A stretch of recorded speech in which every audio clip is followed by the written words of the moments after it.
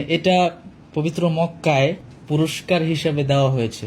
فاز بالمركز الأول في الفرع الرابع محمد زكريا من جمهورية بنغلاديش মানে الشعبية. কেন ইমাজিন, এটা আসলে সত্যি ভাষায় প্রকাশ করার মতো না যে এটা কি দামি সম্পদ। আমি চাই যে এটা সবসময় তুমি হেফাজতে তুমি রাখবা শুনে ইনশাআল্লাহ। খুশি হবা। এটাই আজকে মনে হয় 1000 মানুষ চুমুক হয়েছে এখানে এভাবে। বাংলাদেশের পক্ষে আমাদের জাকারিয়া প্রথম স্থান অধিকার করেছে, এটা বাংলাদেশের সম্মান। মক্কা তো দূরের কথা, বাংলাদেশ এয়ারপোর্টে আসার সুযোগ হয় নাই। আমার উসিলায় আমার বাবা 2বার গিয়েছেন মক্কা মদিনায়। তুমি সাথে ছিলা, তাশরিফ ছিলেন। আমাদেরকে আল্লাহ রাব্বুল আলামিন হয়তো পরীক্ষা নিয়েছিলেন যে দেখি পুরস্কার না দিলে এরা কি করে। আসসালামু আলাইকুম প্রিয় ভাইরা, প্রথমেই আমাদের নবনির্বাচিত বিশ্বজয়ী হাফেজে কোরআন হাফেজকারী জাকারিয়াকে আমার পক্ষ থেকে একটি ফুলের তোড়া আমি দিচ্ছি। এটা সত্যি আসলে জাকারিয়ার জন্য কিছুই না, এরপরও আসলে আমি তো আসলে এসে পাইনি, সেজন্য আমার মনে একটা আক্ষেপ রয়েই গেছে যে এভাবে আসলে দিতে পারলে মনের একটা প্রশান্তি কাজ করবে আর কি। আলহামদুলিল্লাহ, মহান আল্লাহর দরবারে অসংখ্য শুকরিয়া আদায় করি যিনি আমাদেরকে পবিত্র কোরআনের মতো এত বড় একটি দৌলত দান করেছেন। দ্বিতীয়ত, মহান রবের দরবারে আরো অসংখ্য শুকরিয়া আদায় করি যিনি সৌদি আরবের পবিত্র মক্কায়, যেখানে বহু মানুষের যাওয়ার স্বপ্ন, উমরা করার স্বপ্ন, সেই কাবা শরীফের ভিতরে পবিত্র কোরআন প্রতিযোগিতায় আমাদের প্রিয় জাকারিয়া প্রথম স্থান অধিকার করেছে। আমাদের আর খুশির ব্যাপার হচ্ছে আমাদের আর রায়হান ইন্টারন্যাশনাল মাদ্রাসায় আমি যখন প্রথম স্থান হই, এরপরে আসলে আমার একটা মনের চাওয়া ছিল যে আর রায়হান ইন্টারন্যাশনাল মাদ্রাসা থেকে যেন এমন একজন হাফেজে কোরআন বিশ্ব জয় করে। সত্যি আমার মনের একটা আকাঙ্ক্ষা পূরণ হয়েছে, সেজন্য আল্লাহর দরবারে আবারও শুকরিয়া। আমি আসলে দেশের বাইরে থাকার কারণে, মালদ্বীপ শ্রীলঙ্কায় আসলে ফ্লাইটে একটা দিন ঢিলে হওয়ার কারণে কোনোভাবেই আসলে এখানে উপস্থিত হতে পারিনি। আমাদের প্রিয় জাকারিয়া বিশ্বজয় করে এসেছে, এয়ারপোর্ট থেকে যে একটু মন ভরে রিসিভ করব, আপনাদেরকে জাকারিয়ার যে অর্জন এটা উপস্থাপন করব, অ্যাপ্রিসিয়েট করব, সেটা আসলে হয়তো আমার নসিবে ছিল না, কিন্তু আমি বরাবরই খুবই সন্তুষ্ট এবং খুশি হয়েছি। আল্লাহর কাছে অনেক শুকরিয়া আদায় করেছি যে আমাদের বাংলাদেশের সম্মান আমাদের প্রিয় জাকারিয়া বয়ে নিয়ে এসেছে সেজন্য। আর আমি বাজানকে তো মালদ্বীপ থাকা অবস্থায় বাজান খুব খুশি ছিল এবং আল্লাহর কাছে দোয়া করছিল যেন জাকারিয়া যেন বিশ্ব জয় করতে পারে, প্রথম স্থান অধিকার করতে পারে। আমি সেই কনফিডেন্স দেখেছিলাম, তো আমিও দোয়া করেছিলাম। আর বাজান মানে অলওয়েজ এটা নিয়ে খুব ভেবেছেন, খুব পরিশ্রম করেছেন। এটা সত্যি আমার কাছে যেমন দৃশ্যমান, সেখানেও যারা ছিল কোরআনের পাখিরা সবার কাছেই এই বিষয়টা দৃশ্যমান ছিল। তো আমি মানে আমাদের সম্মানিত বাজানের কাছ থেকে একটু মানে জানতে যাচ্ছি আর কি, জাকারিয়ার কাছে একটু পরে আসি। আপনি তো মানে মন ভরে দোয়া করেছেন, সবসময় চেয়েছেন যেন জাকারিয়া প্রথম স্থান অধিকার করে। যখন আমি রেজাল্ট হয় তখন রেজাল্ট দেখছিলাম আর মনে মনে ভাবছিলাম যে এই বুঝি প্রথম স্থান অধিকার করে ফেললো। তো সত্যি মানে শেষে যখন বলল যে মানে জাকারিয়ার নামটা যখন উচ্চারণ করলো, সত্যি মানে আমি লাফ দিয়ে উঠলাম যে মোহাম্মদ জাকারিয়া জমহুরিয়ত মিন বাংলাদেশ। এটা তো সত্যি মানে এই যে আরবিতে এভাবে বলা যে একটা অনুভূতি, এই অনুভূতিটা আসলে আমি আমার মধ্যে কি পরিমাণ যে ভালো লাগার সেটা আমি নিজেও জানি, আর জাকারিয়া তো অনুভব করেছেই। এটা জাকারিয়ার কাছ থেকে শুনবো, বাজানের কাছ থেকে একটু জানতে চাই যে কেমন লেগেছিল তখন। আমি আসলে সবচেয়ে বেশি মিস করছিলাম তোমাকে, কারণ এর আগের বছর আমরা আব্দুল্লাহ মারুফকে নিয়ে এই প্রতিযোগিতায় গিয়েছিলাম। তুমি সাথে ছিলা, তাশরিফ ছিলেন। আমাদেরকে আল্লাহ রাব্বুল আলামিন হয়তো পরীক্ষা নিয়েছিলেন যে দেখি পুরস্কার না দিলে এরা কি করে। তো আমরা চূড়ান্ত ধৈর্য ধরেছিলাম।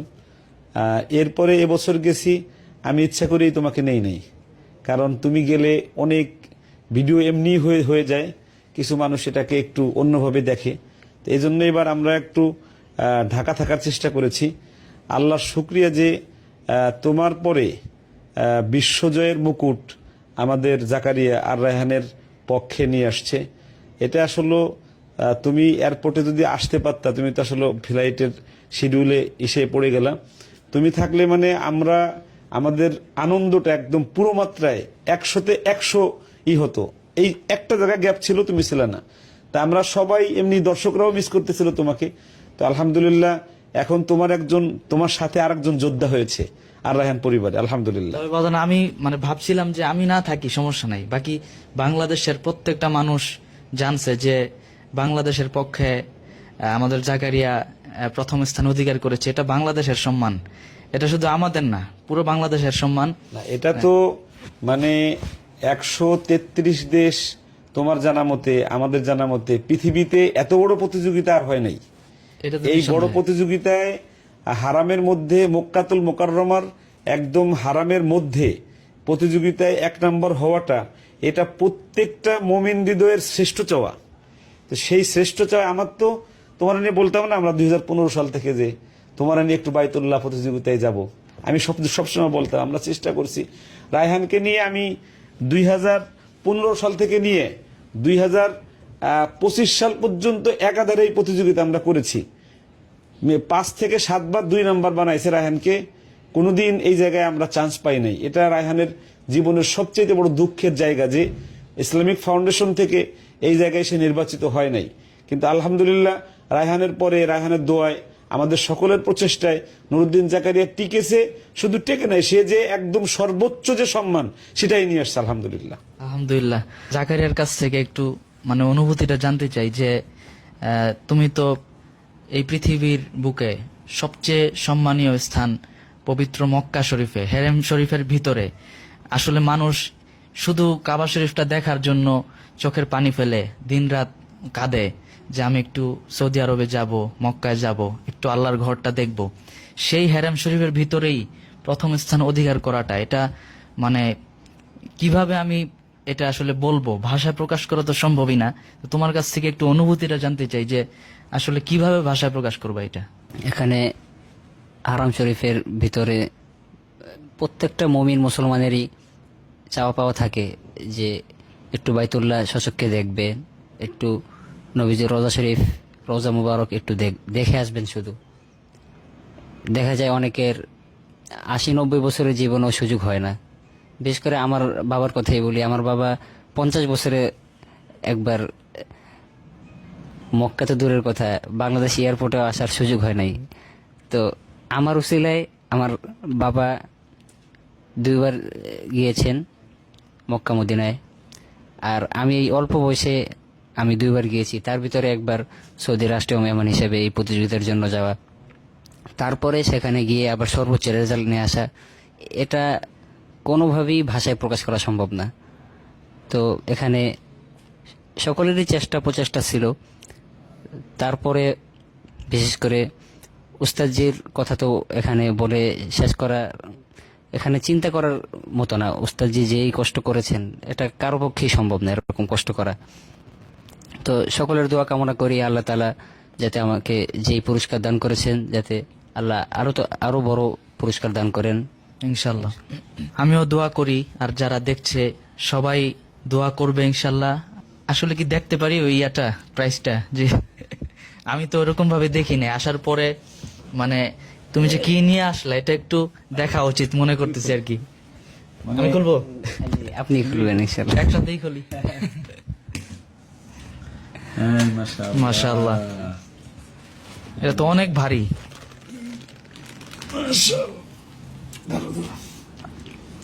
আর মনে হচ্ছে আমাকে দিতেছে কেউ।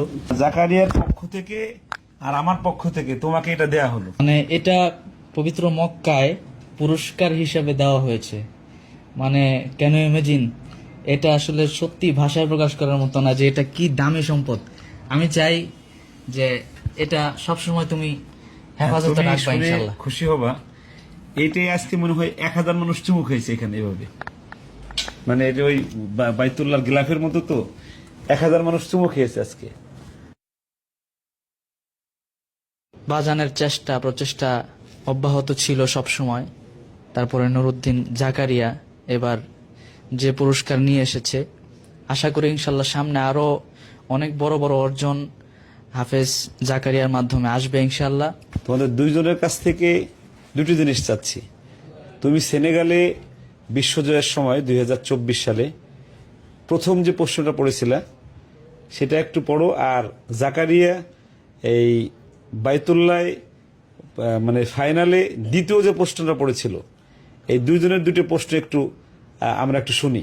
সেনেগালে তো অনেকদিন হয়ে গেছে, আসলে খেয়াল নেই, তবে অল্প একটু তেলাওয়াত করি ইনশাল্লাহ। আমি তো জাকারিয়ার জন্য আজকে আসলাম, ওর তেলাওয়াত শোনার জন্যই বসছি। তো আল্লাহর কালাম তেলাওয়াত করা সওয়াবের কাজ, আমার জন্য দোয়া করবেন সবাই। أعوذ بالله من الشيطان الرجيم بسم الله الرحمن الرحيم وتلك حجتنا آتيناها إبراهيم على قومه نرفع درجات من نشاء إن ربك حكيم عليم ووهبنا له إسحاق ويعقوب كلا هدينا ونوحا هدينا من قبل ومن ذريته داود وسليمان وأيوب ويوسف وموسى وهارون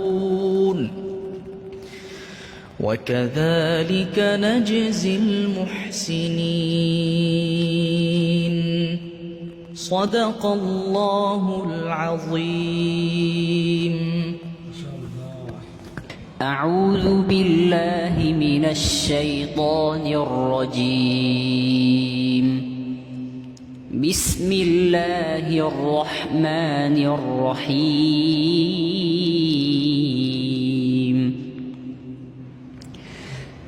يا أيها الذين آمنوا لا تسألوا عن أشياء إن تبد لكم تسؤكم وإن تسألوا عنها حين ينزل القرآن تبد لكم عفى الله عنها والله غفور حليم. قد سألها قوم من قبلكم ثم أصبحوا بها كافرين. ما جعل الله من بحيرة ولا سائبة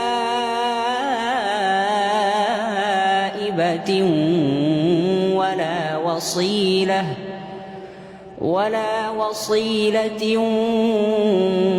ولا حام ولكن الذين كفروا يفترون على الله الكذب وأكثرهم لا يعقلون. صدق الله العظيم. ঠিক আছে ভাইরা, সবাই দোয়া করবেন আল্লাহ যেন বাংলাদেশের প্রতি আরো বেশি বাংলাদেশকে যেন আরো বেশি সম্মানিত করেন পবিত্র কোরআনের মাধ্যমে। সবসময় যেন প্রতি বছর যেন এই কোরআনের বিশ্বজয় যেন ধারাবাহিকভাবে চলতে থাকে, সেই দোয়াই করি।